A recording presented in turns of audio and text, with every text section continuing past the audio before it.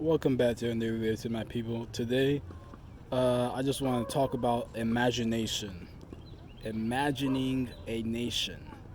We know as kids we have bright, vivid imaginations, and then probably once you got probably around 15 or so, your imagination kind of shrunk, and we all got indoctrinated, or they tried to indoctrinate us with their books and everything, but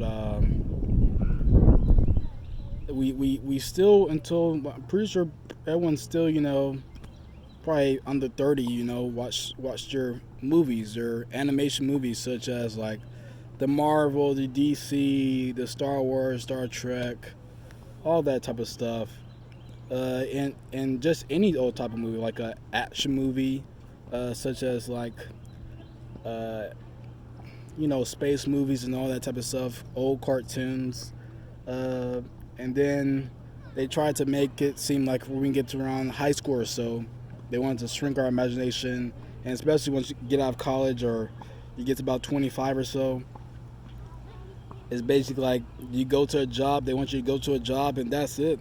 Go to a job, have kids, get a wife or something, get a husband or something, and then that's it.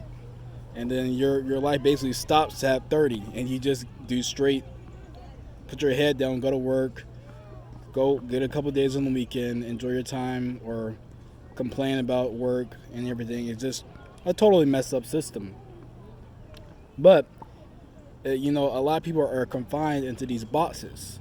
And to these boxes, we have to just get out of the box and expand our imagination.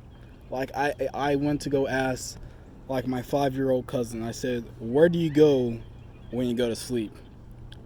He looked at me and said, "The dream world." I was thrilled. I was thrilled.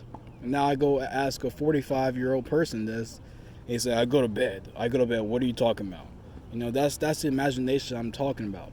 The imagination shrinks over time if we don't keep exercising our imagination, and if we let other people in the news get into our heads about saying such and such is not real. You can't do that. You can't do this. Like if you tell like a 10-year-old kid, once you get to 30, you need to go to work 40 hours a week. When you get off of work, you're gonna need to be tired. You're gonna need to complain about your job. Go home, complain about whoever you live with, and then you go to sleep. 6 hours of sleep. You're out of shape, mentally and physically.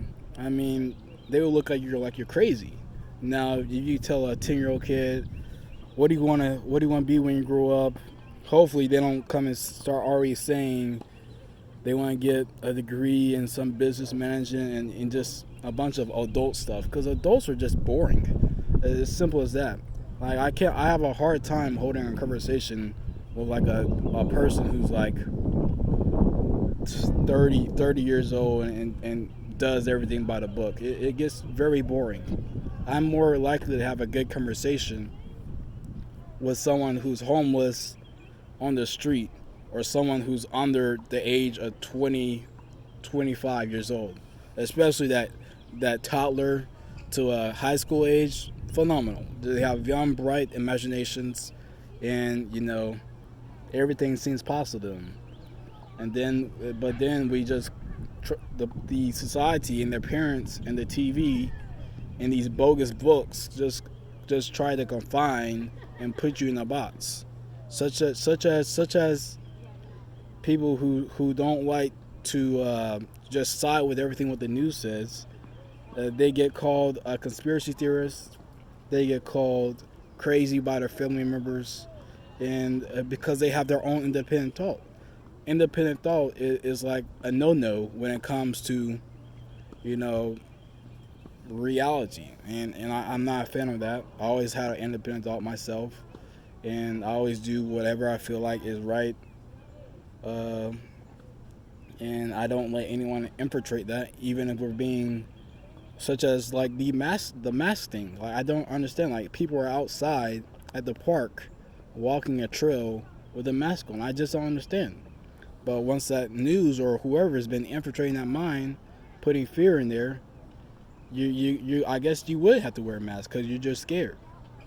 But If someone had an independent thought, say, hey, I'm outside in fresh air. If I need to wear a mask here, then there's just no point of me even trying to live. Um, but I kind of got off topic. But imagination, like Santa Claus is a great example. Like all the kids believe in Santa Claus, even though their parents, like, you know, maybe some parents did tell them, maybe some did not. But it's stuff like that. Like once they crush that child's imagination, but then again, the parents did lie to them, say, "Hey, Santa Claus is bringing all these presents," but um, a great imagination is like, what is really at the North Pole? Since we've been talking about the North Pole, since we're at the age of zero about the North Pole and Santa Claus at the North Pole, something has to be at the North Pole, and that's the imagination I'm at right now. What is really at the North Pole? Who is at the North Pole, and why were we taught about the North Pole from an early age? All right, thanks for watching. Hasta luego.